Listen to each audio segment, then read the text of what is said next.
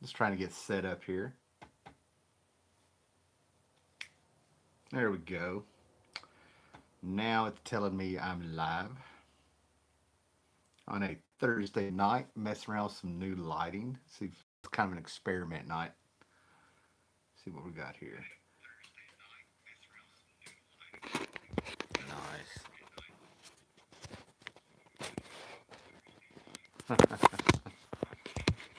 There we go.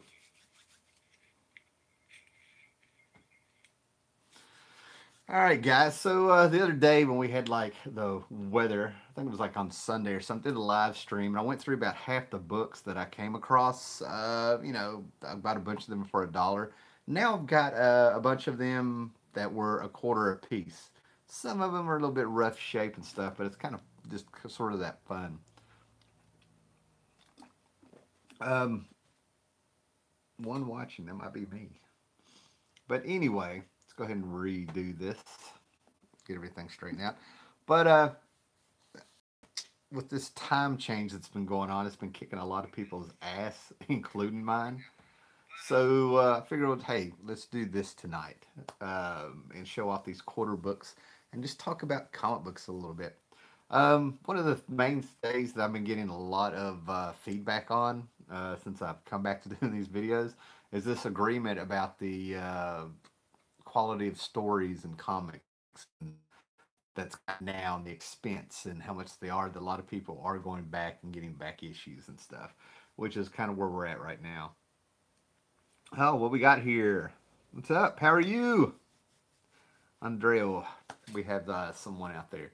Nice to see you. Thanks for dropping by. Right. So anyway, riding around. I think it was about a month ago. Found some quarter boxes, but the comic book shop that we were at, we got there. It was the second comic book shop of the day. We had been at another comic book shop that was about half a mile up the road from this other comic book shop, maybe more like a mile. We kind of took our time going through the dollar boxes, and then we were going to go to the other place. Little did I know that on Saturday, this particular comic book shop closed at 4 o'clock, 10 to 4. I'm not real. I'm not really used to a comic book shop having short hours on a weekend like that because you figure people are off work. That's the between New Comic Book Day being on Wednesday and the weekend. I always sort of figured. Well, when I worked in a comic book shop in the '90s, those were our big days. Hello from Canada. Hello, David McKenzie. Great to see you. Great to see you. So I was a little bit surprised that this comic book shop was going to close at 4 o'clock, which meant we had 10 minutes, which cracked me up to a certain extent because I was able to fly through some quarter boxes real quick, which, would not surprise me, right? So enough is enough. Let's get to it. I'm going to get to some Avengers books in a minute, man. But one of the books that I really enjoyed back in the day, this came out in 2001. It really surprised me because somewhere along the line of my collecting, I'd met people who weren't a fan of Superman, but they didn't hate Superman. I'd met people who liked Superman, who loved Superman. Superman was hot when John Byrne revamped him in the 80s. I'd always been a Superman guy. He was just there. I recognized him, kind of starting all this, taking off. There's a little bit of respect for him. Also, as I was growing up with Superman, you had the Superman movie by Christopher Reeves. You had the 50th anniversary, the 40th anniversary, all sorts of things going on with them. And so all of a sudden, around when I was like around the turn of the century, if you will, there was actually I was starting to pick up a lot of Superman hate from quite a few people that collected comics. This was like right at the dawning of the real internet age, if you will, with chat boards and things like that, message boards kind of on the rise with comics, people starting to find themselves. I couldn't understand where the Superman hate was coming from, but there was also the rise of Image and Warren Ellis, Alan Moore over the years, the Watchmen effect, the Dark Knight effect of comics getting more grittier, more real. Here's that lead feet, and Superman started. This is really when I started hearing him becoming being referred to as the Boy Scout. So the story comes out in Action Comics 775. I'm pretty sure this is a second or third print. I have a first print somewhere, right? But the story comes out where the book that was really, really hot at the time was um, who did it? Warren Ellis's The Authority. It was really changing the game at the time. You know, it had a lot of change in the books. Where it was the start of these heroes being proactive, and these heroes weren't exactly cut from, you know, a decent cloth, if you will, to where you would trust them. You know, you really had to worry. So Superman ends up going up against a team that is like the Authority, but they're called the Elite, and it's the debut of Manchester Black and stuff. And it kind of really goes truth. You know, what's so funny about truth, justice, and the American way. And really, it's a really cool story because it shows what Superman is and what Superman could be if he went down that path. And he hands them their ass. Don't get me wrong. And he hands them their ass. He does circles around him, the way he uses his powers in new ways and thinks it through and stuff, right?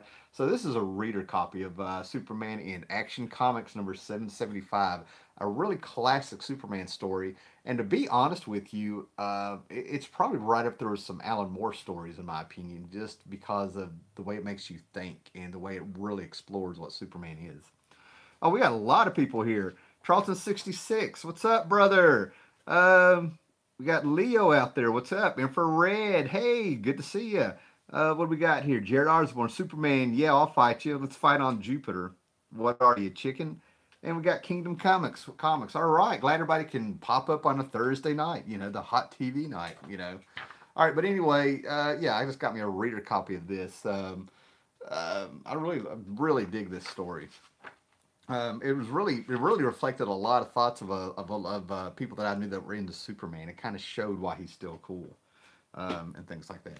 Now this wasn't a quarter, but I just now found it in the stack. But in '92 or something like that, you had, you know, Byrne had left Superman, and they had a whole, you know, they had Dan Jurgens coming on, Roger Stern. They had a lot of people coming in to kind of pick up the mantle that of what John Byrne had left. I've read Vitamin Blues out there. I've read two Superman comics since '89, and I feel ashamed by that. Howler on YouTube is better than TV any day. Oh, you're too kind. You're too kind there, brother. Too kind. Your stream is conflicting with the Carolina game. Couldn't you have waited until Duke was playing? Oh man, let's see. I like Duke. Yes, I know. Everywhere I go, I get that. I'm a Redskins fan and I'm a Duke fan. That's why you don't. This isn't a football channel. Sorry, man. Yeah, I hope that doesn't. See if anybody like drops out of the stream after I've said that. But anyway, around '92, after, you know, they were kind of picking up the pieces, and Louise Simonson and John Bogdan, every time. But anyway, Bogdanov, I guess it's his name, came off. You know, they were the Power Pack team, if you will, and old John did some really cool stuff at Marvel that I liked. I always loved his stuff. He did the X-Men versus Fantastic Four miniseries that I loved. Just a lot of good stuff that he did. But anyway, they came on and they started another Superman book, to where you had a Superman book coming out every week, and they were crossing them over with these triangles so you could follow the continuity or the stories, if you would. And every now and then they would cross over. And out of the blue, Panic in the Sky came out. Panic in the Sky was really deceptive because you didn't see it coming. It could have been a huge crossover event. It's a Brainiac story, but Superman ends up getting all these heroes to help, and it's like a mini Crisis on Infinite Earths in a way, with all the heroes that are involved in this. And Panic in the Sky has been influential in the Justice League cartoons of the Bruce Timm universe and stuff. And it was just a really great Superman crossover that's really under the radar. I know it's in trade out there, but you know, if you were collecting Superman at the time, and then all of a sudden you're sort of like, wait, this is pretty good. I want to check out this next chapter and get the other title. And the next thing you know, you're in the middle of this crossover where you're just sort of like screaming at people, going, "You've got to read this." So Panic in the Sky was very cool, very cool. What we got here? All right, all kinds of people here. Hail to the foreskins. Duke is a four-letter word. I know, man. I know. I totally own it. I totally own it. Hey, Roger 69501. What's up, brother? Doing well. Man, do I miss this era of Superman? Eric Bean. Yeah, it was a really Superman there. I think Superman was solid for at least, if off the top of my head, there was a solid 8 years. Seriously, it was just really good. They kind of ran out of steam. So what do? They do the stunt finally. They kill Superman, you know. But I totally get it. You had Lois the Clark, the TV show. which you know I enjoyed. I mean, let's face it, that was a fun show. I never took it as a serious Superman show. They went more with the romance. And then what did we have? We had Superman 4, Quest for Peace, which was had the budget taken away from it, and Bless Their Hearts. You know, that was a really bad movie. So yeah, it was back and forth with Superman there. Those were the good Superman. Those were good Superman reads back then. Yeah, I agree. It was a really good time for Superman. You know, but also my favorite Superman is the '60s era, where we got our Krypton stories and Superman got the ant head. I mean, I dug that stuff. I dug Superman in the '60s stuff that I read as a kid. Um, that was part of my stepdad and uncle's collection. You know, I wasn't there and stuff, but yeah, I enjoy that era. I can't help it. I love Superman Silver Age Krypton stories. I even have a Lois Lane comic book where she goes to Krypton and it looks like she's dating Jor-El, which is just all kinds of wickedness. All right. Just to throw this out before I get to some DC stuff, but I picked this up. But apparently there was a Vincent Price comic book out back in the day. I've not read this yet. This is from Blue Water Comics called Vincent Price Presents. This is number 3. I have looked up online to see how many issues there were and stuff, and it's going to be very interesting to kind of read this because I can hear Vincent Price's voice.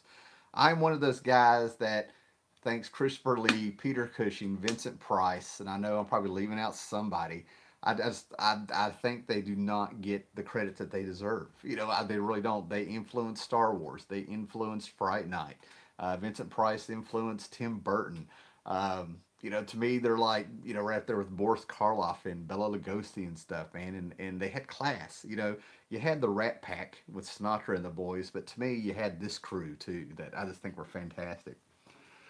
I always liked Candor stories. I bought Volume 2 of Quietly Morrison Superman years ago and didn't like it much. Huh. I'm sitting here trying to think if I really got into those issues at all. Frank Quietly is an interesting cat for me, right?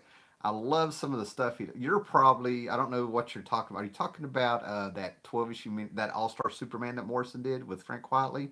I kind of enjoyed that, you know. But Frank Quietly is one of those guys that there's times like it's ever since Earth 2, ever since read that Earth 2, that's where some of the first stuff I saw by Frank Quietly. That was a one shot by Morrison where they brought back the Crime Syndicate. I always saw him as a guy who draws like Frank Miller, except he doesn't use shadows like Frank Miller does. Hail to the Redskins, Hail Acid Rain, Comets, Rock Sticks, Catapult Ammunition. That's the one. Volume 2 was issue 6 through 12. Yeah, yeah. Grant Morrison is one of the Scott's. What's up, big man? I meant to say that. What's up, man? But Grant Morrison, I've always said it. You know, you either like his stuff or you don't. And this is Jared Osborne. I'm sure he's read tons of Grant Morrison and stuff, but I don't recommend Morrison to people. I have boxes of his stuff. I probably have like 2 long boxes just of Grant Morrison stuff from Sebastian O and Animal Man to X Men, Justice League, just all kinds of stuff. Invisibles, The Filth, and then he's written 1 or 2 things where I was just like, there's no way in the world I would push it. But Doom Patrol to me is like the most. As a reader, you know, his Doom Patrol is the most pure Morrison, if you will, you know. All right, moving on here. Got getting closer. Actually, I ended up double dipping, but I was in a rush. But for Wonder Woman 1 million, I think I'm really close to having all of the 1 million issues. Of course, this was a crossover by Grant Morrison, and it was a Superman story essentially. But they got together and they were like, "Well, how many? You know, in what year would it be if all our DC comics ran consecutively up until the millionth issue?" And they came up with the year, and they made a big crossover event with it. It was 4 issues where basically they come back in time, the Justice League of 853rd century, if you will. And we got a bunch of these books where all the books for a month or 2 got the 1 million treatment. This is our 1 millionth issue, big crossover event. And there's some fun stuff in there, really fun stuff. I call Morrison the master of the first issue. He can really hook you, but the payoff doesn't always hit. Sometimes his stuff ends with confusion. Well, here's the thing about Morrison for me. When I read Morrison, he is the modern day Gardner Fox. he is what Gardner Fox was to DC in the 40s and the 60s, you know, when they started revamping things. Morrison comes into me, and I feel like he is a student of the Silver Age and the Bronze Age. And I could do a whole video on things that I've seen. Like in Rock of Ages with the Justice League, Morrison brought in the Atom, and the Atom had white in his suit. Well, I remember reading some of the comics in the 70s where you would have an ad for the Justice League, and they would have their heads in a circle, but they miscolored the Atom. They didn't put the blue on them, and it was a white. So to me, he pulled that out. When he did a Batman run, he pulled from the Silver Age big time. He just pulled everything that was Batman and pulled from the Silver Age. So when I read Morrison, I'm seeing somebody who is just dialing it up to 11 and 12, and I know what you think about dialing up to 11, Jared. But you know, he's the guy who just takes those concepts and runs with them. He loves, you know, it just enriches it. He goes with the bizarre ideas and make them work. Speaking of Adam, finally, this will complete my Sword of the Atom little collection, if you will. I love Sword of the Atom. It's a miniseries that came out in the 80s. Power of the Atom, I think that's what, Sword of the Atom, excuse me, Sword of the Atom. We get a big Edgar Rice Burroughs hit on the Atom legacy. We get 6-inch aliens with a, you know, primitive, you know, civilization in the Amazon forest. We have, you know, Ray Palmer's wife cheating on him and stuff, and he's riding frogs. Unfortunately, Gil Kane didn't do this special. There's 3 specials and a 4-issue miniseries, and it's being revisited here and there. Whatever that Atom book was that came out before 52 a couple years ago, where we had another Atom, they did a search for Ray Palmer and had a little bit of an homage to it. I think I've seen this in a cartoon, Brave and Bold or something. But I'm a huge fan of Sword of the Atom, and Pat Broderick came in and did this, so, you know, what can you say? We'll see how it goes. But I liked how they rode around on frogs and stuff, right? Sword of the Atom rocks, yes. Yes, it does there, Charlton, brother. Yes, I love knowing there's a fan out there. All right, going way back in the day, I'm piecing this together, but this is one of those books that was in my house way back in the day. Now, I talk about the uncle and the stepdad having the comic books there and the horror magazines like Monster and things like that, Vampirella and things like that. But the house, what really ruled the house were the pulps, Conan pulps, Michael Moorcock pulps. And that is stuff that I still read and still get, and it expanded to me discovering Philip Jose Farmer and Andre Norton and a few other people and stuff, right? So, of course, the house was full of sword and sorcery, and we have Claw that started out as a knockoff. Just to say it, it's a knockoff of Conan. Basically, we have a man who wears a magic gauntlet because it's his hand is demon possessed and all that stuff. But this is number 2 of a series that was like 12 issues, I think. Can't see. So I'm always kind of piecing these together and stuff. But it really turned into something on its own. Keith Giffen came on with a very an art style you may not recognize. He was almost like a Mike Golden kind of George Perez, a little bit kind of guy in the 70s. Again, I don't really push this, but you know, it's sort of like if you know, we'll say that what if Conan, the pure Conan, was like Black Sabbath. This would have been what could the Blue Oyster Cult. You know, I mean, you know, so it's kind of cool just piecing those together. Again, just little things that I like. What we got here? Hey Tim, Morrison and Quietly, both from Scotland. I spoke briefly with Grant. He's quite a character. Oh, that's awesome. That is awesome. I could just imagine meeting imagine what it'd be like meeting Grant Morrison. I met Garth Ennis, and it was fantastic. Just those few minutes we talked and stuff was really cool. So I'd love to meet him. You know, Ernie Kahn on that one. I'm not sure. I'll have to pop it open, take a look real quick. Well, I'm gonna have to bust the tape open. I'll let you know, Scott. I'll have to look it up. All right, put those here. Now, something I couldn't believe I found, and that had to have been a mistake, but I found an issue of Preacher number 45. Now, of course, over the last 3 or 4 years, a lot of these issues have taken up. Of course, the earlier they are, the better, and things like that. But Preacher's really taken off because of the TV show. I watched one episode and knew they had strayed really far from the comic. You know, expectations can kill something, so I try not to have them. And they turn around here.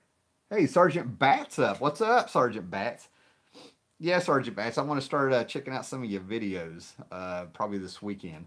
But anyway, getting back to this, but Preacher was something that I was right on board with. But I've always got this thing. I kind of stay away from things that touch on religion. And Garth Ennis is a well known atheist and stuff. I don't read Lucifer. I feel kind of weird when I have it, but I don't judge other people or tell them not to get it and stuff, right? Don't get me wrong. And Preacher started out like that. I read a few issues and I'm like, I just don't know about this. I didn't like something that made me feel uncomfortable. And then I kind of eased into it, if you will. And now I think it's a fantastic read, just fantastic. So I have these in trade. I've had almost a full set twice. I've got scattered issues here. One of my buddies sent me some issues that I cherish and stuff. So I'm kind of excuse me, I'm kind of collecting the whole series again, but doing it in a fun way. I've had number one 3 or 4 times, and how funny it is that I was finding that thing for $20 and flipping it for 30, and now it's worth a lot of money. So I feel positive I'll either get that or New Teen Titans number two. Eventually one day somehow. So yeah, it was kind of cool just to find one so cheap. It's amazing. Um, Well, you said we just go ahead and do the Avengers stuff before I get to the stuff that's pretty rare you never heard of real quick. Now, I don't think these are going to blow anybody away. These are just quarter books. These are reader copies, things I remember reading. They're kind of damaged on the top. I didn't see that in the shop because, like I said, if you weren't here before, I had 10 minutes to go through a bunch of quarter boxes because the shop was closing down. But anyway, I go back. I have this one, but I never found a way back. I think I was like 11, 10 or 11 when I read this story arc. But I kind of found it funny that they had the Eternals pop up in Avengers, and I think Roger Stern was really starting to get rolling on this. This is right before Buscema and Palmer came on, which is one of my favorite eras of Avengers ever. There's kind of an unspoken rule that when it comes to the original Marvel universe that started out with Ditko, Kirby, Lee, Don Heck, the whole bunch. There's word places it stops. It stops like with issue 103 of Fantastic Four. That's where Kirby left. Or was it 101? Anyway, when Kirby left, the Fantastic Four should have ended. Avengers, the first 200 issues, things like that. Spider-Man up till like the first 100 issues of Spider-Man, things like that. Up till at least Gwen Stacy died. That's just unspoken talk amongst collectors and stuff. But I think the Roger Stern, John Buscema, Tom Palmer era of Avengers is amazing. I mean, I put it up there with almost any classic tales that they did when they brought in the Masters of Evil and the things they built up to. Guess I chill with reading Golden Age, Phantoma online and listening on some goodness here. Kid Ragnarok. All right, cool, man. So anyway, we had a Titan, Star Fox here, Thanos' brother here, involved in a story where the Avengers have ran into the Eternals, and it's time for them to do the Unimind. So I'm reading this as a kid, and I never found the other two issues. I'm really not sure how I came across this issue, but I grabbed these just so I could finish the storyline. Number 248, more Eternals, and the Eternals are getting hot because they've announced a movie. And then 249, Demon Storm, Thor, the Hercules, Warrior 3 is back here. Fantastic Four, not sure what's going on here. But it leads up to issue 250, which is a giant hand issue. I crack up at the giant hands that are, squeezing the heroes or they're falling out of the hands or something. It just cracks me up. All the way back to the Justice League Silver Age book where Felix Faust has, he's cast a spell and his fingers have turned into our heroes from the waist up. Kind of creepy stuff if you really think about it. Alan Milgram, Joe Sennett on these. And then we start getting a Bob Hall issue where we get some Vision stories. And I'm pretty sure this was the start of a story that led to what John Byrne picked up on in his West Coast Avengers when he was returning to Marvel and took over that series and did Vision Quest, which is a classic also. I'm a Bob Hall fan. Charlton 66 and I met him, and I think I'm sure Charlton 66 met him a couple times. So his Squadron Supreme stuff and Shadow Man stuff are what made me a fan of him. Then we skip years ahead where Kurt Busiek and George Perez came on. We had heroes. We had our heroes disappear and They were given to they were given to Jim Lee and Rob Liefeld. Then they returned, and we got our Avengers, proper back. And it kind of fizzled out after 25. I'm not sure what happened. It actually started after issue 25. It kind of disappeared from the newsstand around here. I've never known why. So I kind of picked these up, trying to get those issues again of Kurt Busiek's run, because it led to a great big huge Kong story, a big time storm story or something. So I haven't read them because I'm trying to get a good run on these. So here's number 29 with Perez on there, and there's Miss Marvel, Hank Pym. They brought in some really good stuff on there. Then number 5, we jump up to 46, and Busiek's still going there, but he's kind of winding down his run there. Good stuff there. What's we got here? All right, people's hanging in there. Awesome, man. Preacher, Hellblazer, Sandman, Swamp Thing. We shall never see the like again. I know, man. This last outing, what they were trying to do with Vertigo has just been a mess. The Sandman books were subpar. They've had one or two titles get canceled before they even came out. It's just been a mess. This is Zoe Quinn, Robert Rodriguez book. I don't know, Goddess Mode or something. That thing is a mess. I mean, the quality is way down. Karen Berger was, to me, is and will always be Valiant. Will always be Vertigo. And I think she's at Dark Horse right now. I need to look up and check out some stuff that she's doing. I remember her big return was announced by Dark Horse a couple years ago. But Preacher, Hellblazer, Sandman, Swamp Thing. Yeah, it was a good time and a lucky time. And there's so many more Vertigo books that are in between those that I'm rediscovering, if you will, that are just right up there with it. Books of Magic was really good. Of course, the Sandman. All right, who we got here? Allern's out there. What's up? I'm with you, man. Yep, go Heels. New Vertigo is embarrassing. I mean, for years this channel has tried to be positive and stuff, but sometimes you got to be realistic and call it what it is and stuff. Yeah, it's bad. Thus, going on to the back issues and stuff, we've got a whole library of books out there that if you really want some quality storytelling and to get into seeing what we have, finding new stuff, filling in those gaps, taking chances on things, they're out there. You can be positive with comics, just going out and get back issues, Jeff Johns' run on Avengers after Busiek was pretty good too. Yes, it was. And I've got some stories with that. I really liked what he did. But where I live now, I'm about 6-7 miles from a place called Rocky Gap. And it's right on Interstate 77 when you come out of a tunnel that they, oh my God, I live here and I can't think what the tunnel is. But when Jeff Johns' run came out, he had the Avengers go to Rocky Gap, and they were fighting out in a field with a barn. And while I was reading that issue, we had a thunderstorm come in, and lightning was going off while I was reading this comic book. That was near Rocky Gap. I was like, what the hell? It was really cool. But Jeff Johns did some really cool stuff on Avengers, but to me, he's just a better fit in DC.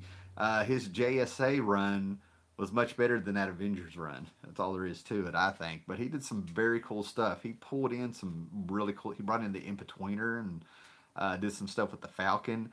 He had that infamous issue of Hank Pym and Janet Van Dyne having sex in a hotel in Vegas. That it was it got the attention of some people. Dark Horse has some pretty serious problems going on. Yeah, that's from Scott Connor. Yeah, they're losing all their license. I mean, what they got? They got Hellboy sticking around. That's about it. They got quite a few things, but I knew this was coming when I saw Dark Horse's YouTube channel. And the people who actually who work at Dark Horse were doing the channel, and I was automatically like, these are the people working there. I knew it was coming. Michael Richardson built a great house at Dark Horse. And they were putting out comic book movies right off the bat that they were ahead of the game with that, with Time Cop, Barbed Wire, Love 'Em or Hate 'Em and stuff like that. They were right there, putting out movies, and not only were they getting licenses, they were putting things out. Then they had the Legends run. I mean, they had quite a legacy. They had Mike Allred, Frank Miller, John Byrne, Paul Chadwick, all these people working for them in the '90s and stuff. And they were doing things that weren't actually hero stuff. I don't know, but to see what they are now is just sad. I really feel for them. I'm positive that new Vertigo is bad. Yeah, we can all be positive that the new Vertigo is bad. Ironically, as much as I love Astro City, when they put Astro City under the Vertigo banner, I just didn't know what to say. I was just like, that's not Vertigo. Walker Mountain Tunnel. Thank you, Scott Connor. Okay. Then we got Sergeant Bats. I recently discovered Badger. It's freaking great. Yeah, that's Mike Barron. I think that's Mike Barron is who I'm thinking of. And Mike Barron is one of those guys that's been blackballed in the industry up there with Chuck Dixon and stuff. I'm pretty sure Badger's by Mike Barron. I hope I'm not misspeaking. I haven't read Badger in 2 decades, man. I remember I enjoyed it, but it didn't make me want to go out and grab it. Sergeant Bats, I first read Badger on a whim as a child. Enjoyable, crazy. All right, we got some Badger love going out there. Grant Morrison's Animal Run is one of the greatest relaunches ever. It is probably some of the most unknown. It's some of the most unknown stuff, but his homage to Crisis was genius. Yeah, Studio Fitness. The thing about that Grant Morrison Animal Man run, for me, that's how you know when you've got an authentic comic book collector. I mean, seriously, I'm not trying to be elitist here or anything like that, but when somebody knows about Animal Man and they get what Morrison was doing, playing with the idea of limbo, and he had a love of the pre-crisis. Grant Morrison had a love of the pre-crisis DC universe and stuff, and he found a way to kind of get it in there and play with the genre and make his mark. I mean, he put himself in a book just like Kurt Vonnegut put himself in a book. The way to make him, he's playing around with the ideas of immortality. And then he ended up putting himself as King Mob in the Invisibles and stuff. There's a lot of stuff he did there, but back in the day, even comic book people who collected comic books, like around the time of Watchmen and stuff, if you brought up Commandy, they kind of looked at you because you were like way too deep. Animal Man was like that for a while. Animal Man, I was a fan of Animal Man since some Action Comics in the early '80s with the Forgotten Heroes and Villains, probably around '84. So when Grant Morrison got a hold of it, I thought Grant Morrison was going to be a hack like an Alan Moore. They're trying to get another Alan Moore over here and stuff. And I was very wrong, but I was also very young. I was still in high school when that stuff came out. I have it all now. I've got multiple copies of the actual issues that they pull in Limbo, and they got the Animal Man is just a classic. Animal Man should be required reading for anybody that's in the comics. What we got here? The Legendary print that went nowhere. Yeah, I know it went nowhere, but I enjoyed it. You had the Next Men under there. Madman floated around. It was what it was. It was a rebellion against Image Comics, is what the Legend imprint was. You know what I mean? They had Magnolia with Hellboy, and they were doing. It was a rebellion. It was a shove back against Image at the time. I don't think they were going to go anywhere with it. They were just trying to have their own separate studios with their own properties to get people's attention away from Image. That's what I think it was. Yep, Badger's indeed by Baron. Yeah, I remember reading some. It was some fun stuff, man. If you want to feel old, Batch wasn't born yet when we were reading Badger #1. Oh no! Sorry. Oh man. Yep, Commandy rules. Yes, it does. We got Mr. Gretzky 9966 out there. Awesome, man. Man, we got a pretty good crowd here tonight, man. All right, a few more books here. Now I got to look this up. Kitchen Sink Comics. Kitchen Sink Comics was very cool. You had Eclipse Comics, Kitchen Sink. You had some of these indie, companies that were out there. But we had Kevin Eastman and Simon Bosley come together, and they put out a few of these sketchbooks of the Melting Pot.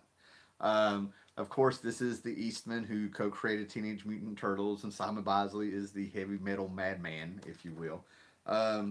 And I always get these because it's very Corbin. Some of this stuff is very Corbin-like, Richard Corbin-like.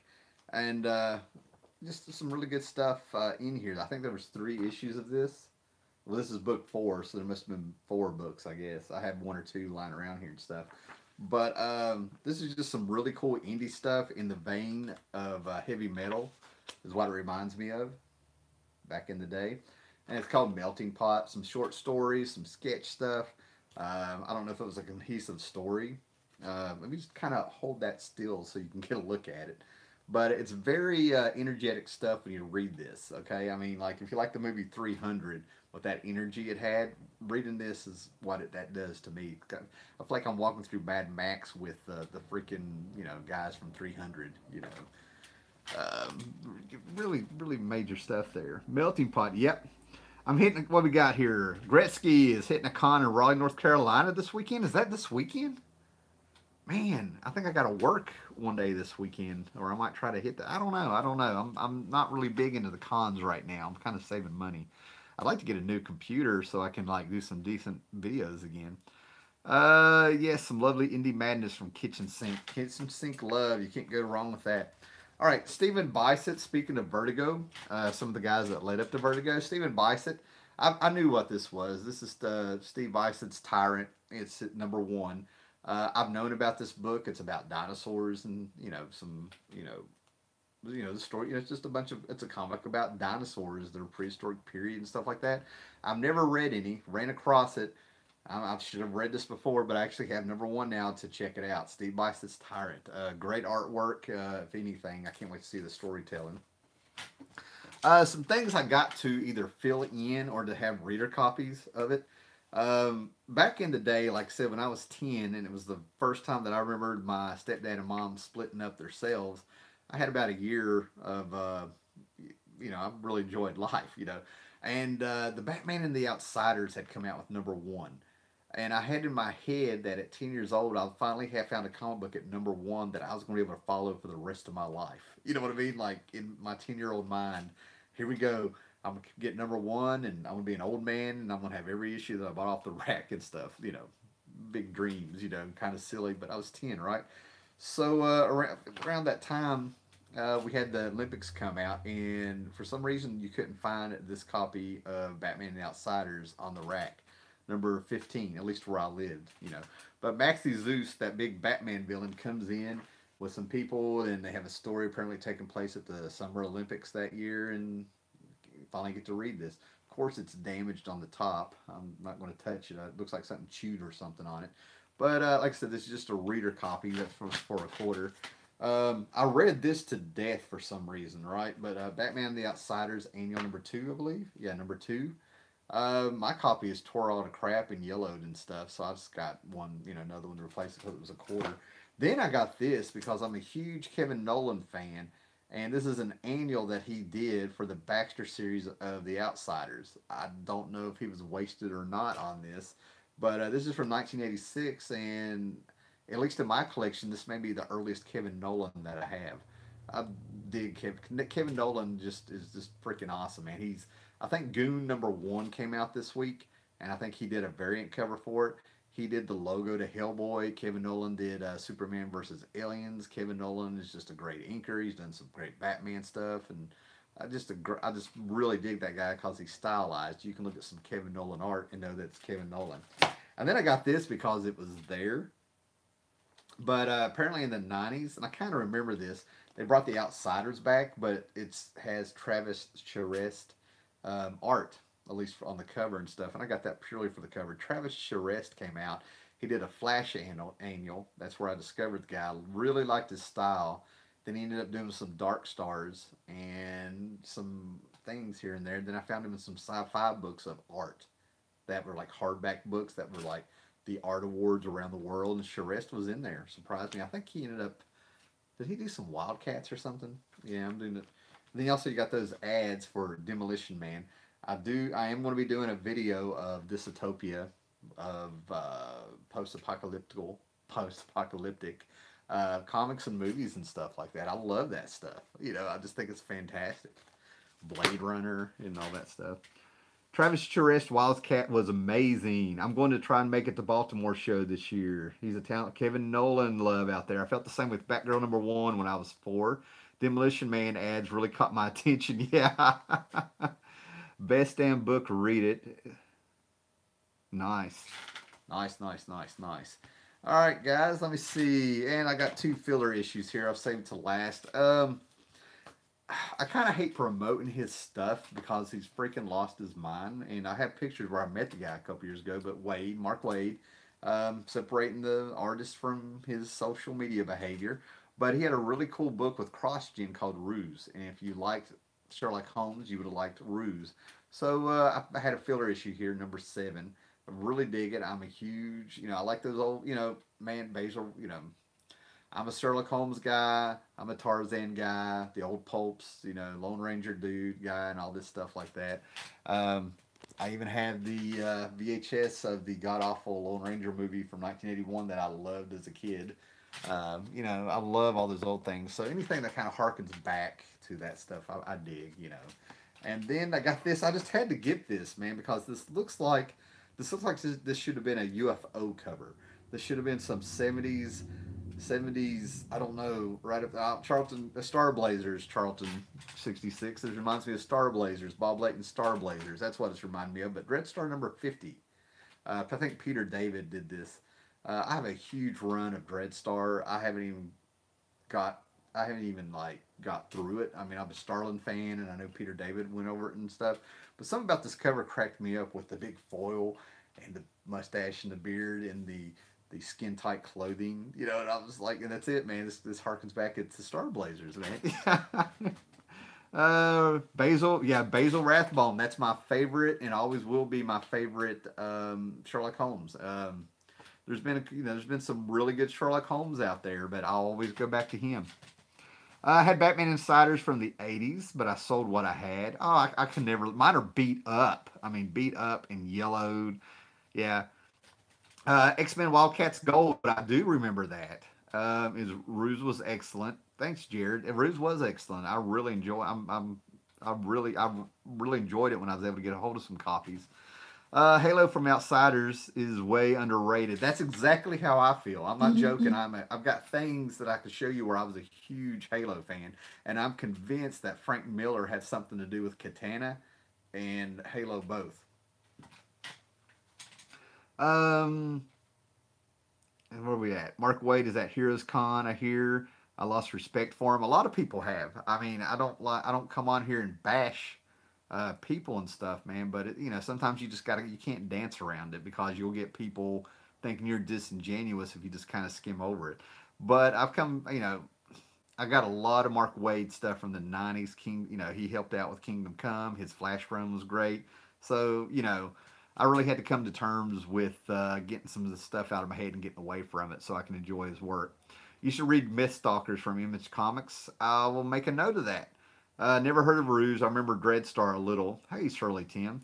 Yeah, Dreadstar, definitely the Starlin stuff, the Jim Starlin stuff I kind of like, but I didn't really have a chance because I was actually reading Epic Illustrated in the early 80s when it was in that. It was, that's a magazine that Marvel was putting out that was their answer to heavy metal. Sergeant Agria Halo was my favorite of the new characters in the series.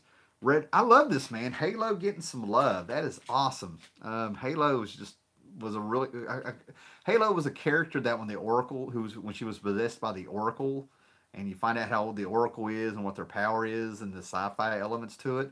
Such untapped storytelling potential. Red Hunter for some great post-apocalyptic stories and characters. Yeah, Charlton 66. When I was visiting him, one of the times I visited him, he pulled out this hardback of Hunter, and I'm keeping track of it. I've gotten outbid on eBay twice. I have a Peter David story. He farted in my direction, smelled bad, called him out. Peter David farted in your general direction. That's like a Monty Python skit, man. But I'm glad he apologized. I figured he'd look at you and be like, I shall taunt you some more. What we got here? Ever read Starlin's Darklon? The Mystic Stories. I'm not sure.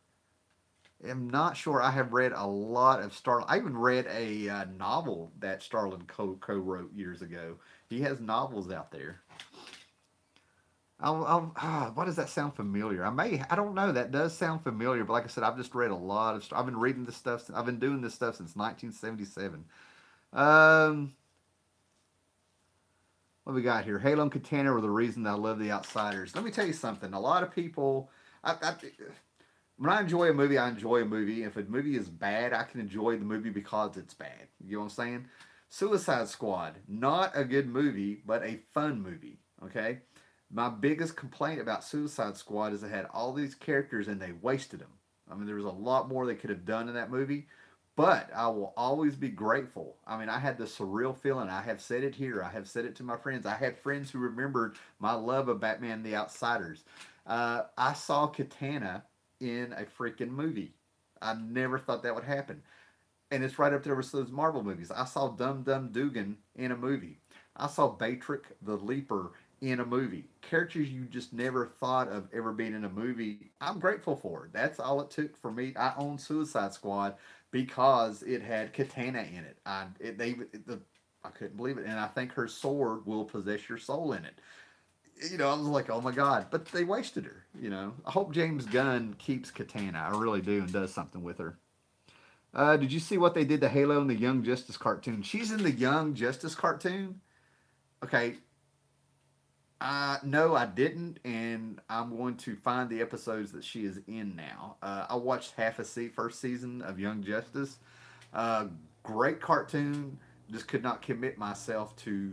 I don't have any kind of cable or anything by choice and stuff. I just couldn't commit myself to trying to track down and keep up with the episodes with the way I watch stuff. But I will find the Halo episodes now. Hey, just got to the party, people. What's up, Dennis? Hal, are you coming down to North Carolina Comic Con this weekend? I don't know. I'm supposed to work. I'm kind of saving money. I don't know. I'll think about it. I will think about it. And if I do, I'll post it on Twitter. Tomorrow, I have a big day at work. So we'll see what happens. I think Raleigh is about 2 hours from here. For being renowned as Mr. Space Saga, Sterling did some great stuff on Batman, some of my favorite Batman stories. Jim Starlin, there was a time to me he could do no wrong with the way he approached things, but he's always been fascinated with suicide, I've always noticed. He did a book that I really thought is underrated called Gilgamesh 2. That is one of my favorite works by him. And he's got some Legion of Superhero stuff that he used the pen name Steve Apollo on. That is actually really good.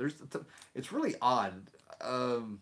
Some of my favorite Jim Starlin stuff just ended up being this low key stuff. Now his Batman cult with Bernie Wrightson and the weird good stuff. His Batman run was really cool. Death in the Family. Yeah, his Death in the Family. He made his mark. He made his mark with Batman. Shirley Tim says agreed 100% with Suicide Squad movie and was grateful for even the limited amount of time that Katana was on screen. Yeah, I figured Katana could be our Boba Fett. You know what I mean? To me, I figured people would kind of. I was hoping people would latch onto her and she'd have a little bit of a following like Boba Fett did with the Star Wars movies. Darkland stories were originally published in Eerie magazine, then reprinted in Pacific Comics. It's an interesting read. No, I definitely have not read those. Okay, now that you give me a little track there, no, I've definitely not read those. I will look them up now. Skate Man, yeah, I read Skate Man. I read that first issue. I didn't know there was any more Skate Man. If we're talking about the same Skate Man, it was that Neil Adams. He had the Skate Man. Listen to you. I think there was. I just knew there was a number one, and yeah, I read it. Enjoyed the weird, creepy looking dude and creepy. Yeah, he brought in Jim Starlin. Ended up doing two miniseries for DC back in the 2000s. I'm trying to think what they were called, Strange Adventures and something else. But he pulled in the weird, and the main characters were like Captain Comic, Bizarro, the Steve Ditko Starman, Prince of Gavin. And he pulled in the weird in that. And in one of the trades, they actually reprinted the weird 4 issue series in there. It's at Ollie's. I might end up getting it now that we're talking about it. You have a signed copy of Skate Man. That is awesome. Look up Armor. Neil Adams' Armor. That's one of my favorite books by Neil, where there's a lot of potential for that. That was his Continuity Comics line that came out in the 90s, 80s, late 80s, early 90s. Last night's episode of Dated Class was great. I've been watching the Doom Patrol show. I'm really enjoying the Doom Patrol show. That is a show that is cookie cutter made for me. Neil Adams made 100 phone calls and couldn't find one person who read Skate Man. Yeah, Neil Adams. I saw all that. I even commented to Neil about it. But I've met Neil Adams many times over the years, or been around him many times over the years at cons, comic cons, and I try to warn people about what it's like meeting him. And all I can figure out is that if you spend a lot of money, the nicer he is to you. Nothing personal with the dude. There's been times he was nice, and there was times where I was ready to smack him upside the head with a comic book. But yeah, yeah. I made a little comment on Twitter about him making 100 phone calls and apparently finding nothing, deciding that who's talented and who's not in the industry. Skate Man, Neil Adams. Yeah, it was Neil Adams. Um, okay, Mr. Gretzky. I guess you're gonna be at the con, 4 to 8 on Saturday. Cool. I remember Continuity's Twilight Zone series. Was that Continuity? I didn't know Continuity had a Twilight Zone series. I remember Now Comics having one and Gold Key. I'll look up continuities. I didn't know they had one, Scott. Um, awesome. If we can get Haller down, we can all drink it up. Brother, I might be a lightweight now. There are many, many, many years where it was really fun to drink with me. There'll be some stories, but I've really cut back in the last couple of years. So, yeah, if we drink one up, then you might have some fun here. You got me hooked on Armor after reading the number one. I'm glad you liked it, man. I remember that. I remember that Charlton 66. Oh man, I dig Armor. Armor is one of those characters. I even have a. I think I showed you. I had the magazine. It was some kind of. I can't remember. It was a comic magazine, and they had Neil Adams doing Cerebus dressed as Armor on the cover. Continuity Comics confused me in the early 90s, totally new universe to me, and immediately jumped into a company wide crossover right out of the gate. Continuity Comics was a mess, and it was actually oh my gosh. Continuity comic books, you never knew where you want to find them. They didn't have a set scheduling. It would take years to get 6 issues out of any book, just about, and they were just bashing them out. The people who worked there, it didn't matter who was on a comic book. I think one of the reasons they were so slow is Neil Adams put his touch on every piece of art that came through there. Um, Valeria, there's a bunch of books that didn't come out. Valeria the She-Bat was supposed to have a crossover of Spawn or somebody that never came out or something. I don't know. Anyway, but yeah, going back on it. But what was so weird about Continuity Comics? There's always a little diamond in the rough. But the thing about Continuity Comics that blew my mind, if you have any, is that you would have Megalith sitting there by a newsstand with a bunch of kids, assuring parents that these comics were safe and for the family. And you turn the page, you got Megalith like ripping somebody in half and cussing up a storm and all this stuff. Real misleading, man. Brain fart. Let's see what we got here. Somebody had a brain fart. Scott did. You still off the heaters? A little bit. Yeah, yeah. We are now, what he's referring, I'm thinking what he's referring to, February 2nd or 3rd, and today is March 14th. I have not had a cigarette since February 2nd or 3rd. Yeah. And I just now, about 2 weeks ago, started feeling sane. Sounds like Neil has a big ego, but he is a classic. But the thing about Neil is that you cannot deny his talent and what he brought to comics. So there's a level of respect there that he actually earned. He's one of those guys that can toot his own horn. Um, you know, it was Spawn. Did you ever get the Cerebus trades, Howler? I'm down to 3. I need High Society, Jocka's story, and Rick's story, and I have them all. And I'm now currently 3/4 of the way through Guys. And right over here, I'm not going to mess with anything, but I have a whole shelf of Cerebus. I have High Society, I have Jocka's story, and I have Rick's story complete. Well, no, I think I'm missing some High Society, but I have some of the reprints that they did, of those issues. So I've read all the way through. I think up through like I said, 3/4 of Guys. So that probably put me in the 200 and somewhere in the teens. We're going to read all 300 issues. My favorite series is Normal Man. He has popped up, and he was in Service. Service did this thing with Normal Man. You know that the, you know,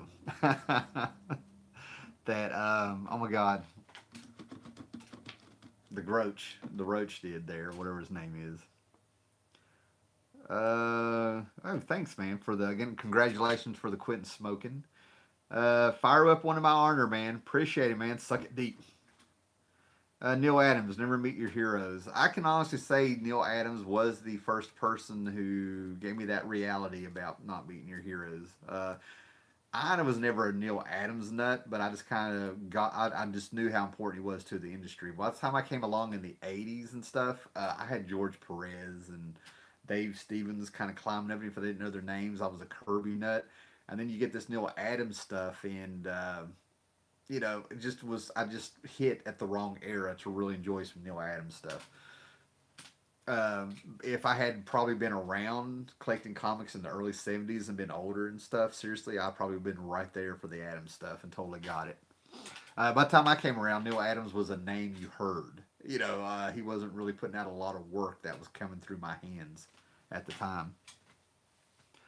In your opinion, who made a bigger impact, Batman, Neil Adams, or Frank Miller?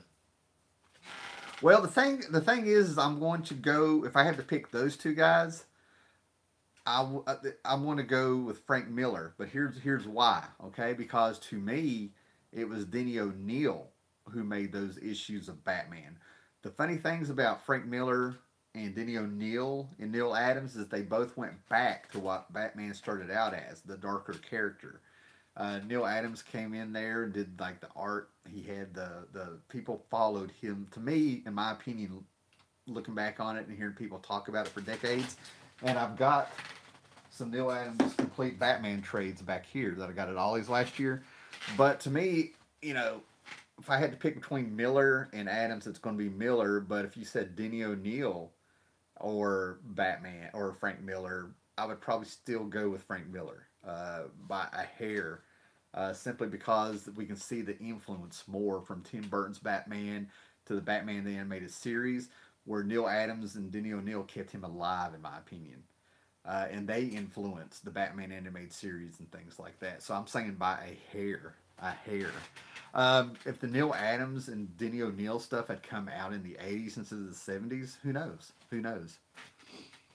I mean, that's just the quick Reader's Digest version of my thoughts there. Hey, Scott, what's going on, man? Scott Neely is out there. 27 years sober in 2 weeks. Have a shot of beer for me. Way to go, Eric Breen. Hey, what? Congratulations. That is awesome. My grandmother and was my grandmother was an alcoholic. My stepdad was an addict. So, congratulations. Mike Ringo was rude at me at Heroes Con. He died the following year. Ringo was rude to you in 2000. Oh man, don't know what to say, man. We catch people. We can catch people on off days. Yvonne Craig was very rude to me, and I got told that I caught her on an off day. And Tony Harris was rude to me one time, and I got told I caught him on an off day. It took my third time meeting him before I saw that he can be a chill guy, man. I hate that with Ringo, man. I just bought a bunch of Superman Rebirth comics to start that series to read. I think I'm going to like the father son stories that seem to be in that series. Have you read that series? Let me think.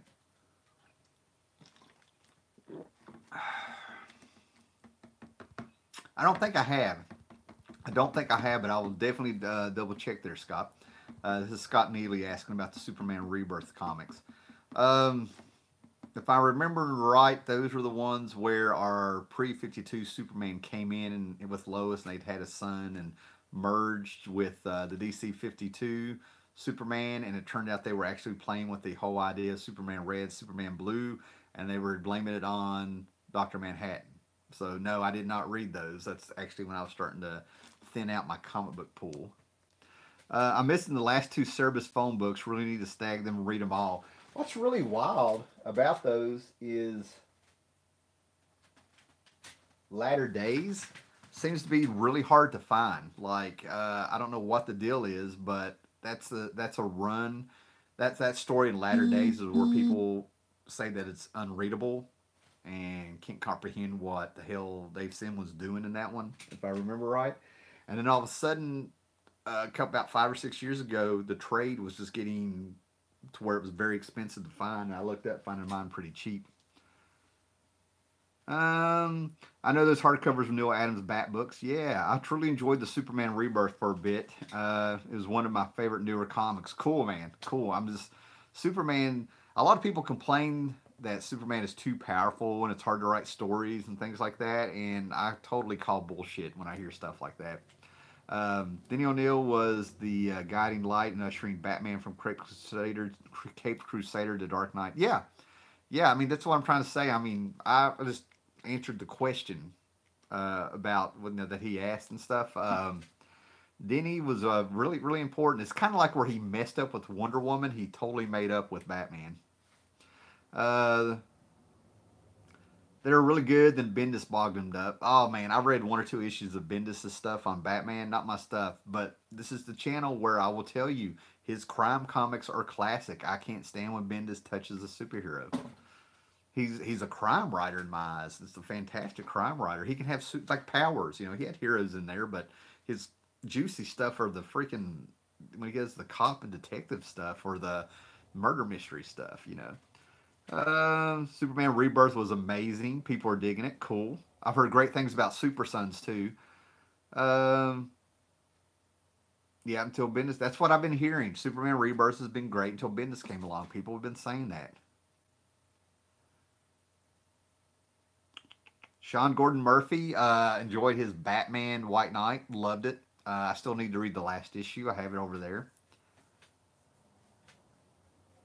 Yeah, Dan Jurgens has really been. It's amazing. Dan Jurgens has a career that's really deceptive when you realize how long he's been around. The first place I saw him was in Warlock around the Legends miniseries in the 80s that followed Crisis. And that dude been on Superman and Thor. And that guy's that guy's been on Superman over 30 years in some way, shape, or form. 30 years. I mean, we're talking Kurt Swan years. You know what I mean? Yep, Super Sons. I've been hearing great things about that. Adventures of Super Sons. I want to see more dad son stories, and the covers are almost dad sons covers. Yeah, those stories can be cool. That's the biggest difference between DC and Marvel. It's okay to be married and have a family in DC books. Seriously. Bendis Smith, go read Tyrant. Yeah, that's what I'm saying. I'm with you, Scott. I'm reading this older stuff, the good stuff. We got here. Dan Jurgens and Jerry Ordway got into a fist fight. Oh my God.